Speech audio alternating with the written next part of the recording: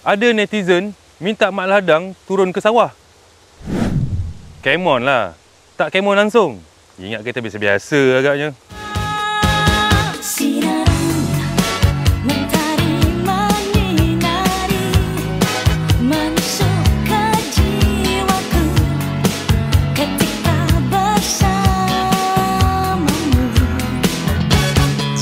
Kalau korang pernah tengok video Mak Ladang yang sebelum ni di kilang benih padi, di mana padi dibendang, dibawa ke kilang untuk diproses semula menjadi benih padi dan ditanam semula.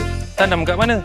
Kat sini lah. Seluas 450 hektar keluasan padi di bawah seliaan Pertubuhan Peladang Negeri Selangor, yang mana meliputi kawasan Tanjung Karang, Pasir Panjang dan Sungai Besar. Di sini, pesawah-pesawah menggunakan varieti benih MR297 dan MR269. MR bukan Mister.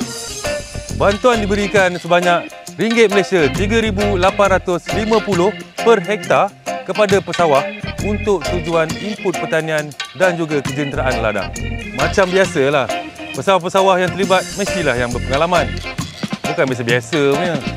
Wow, meniaga padi lebih untung dari meniaga unta. Apa yang sukarnya adalah untuk mengekalkan kesetiaan para pesawah kepada Pertubuhan Peladang Negeri Selangor. Namun begitu, Pertubuhan Peladang Negeri Selangor begitu komited untuk memberikan perkhidmatan yang terbaik kepada pesawah-pesawah. Semangat, semangat, semangat! Sekian saja kisah Mak Ladang masuk ladang. Ini kali Mak Ladang berada di Bendang. Manalah tahu kot-kot ada yang panggil nak review kebun durian ke? Kengin juga nak pakai sarung tangan plastik tu.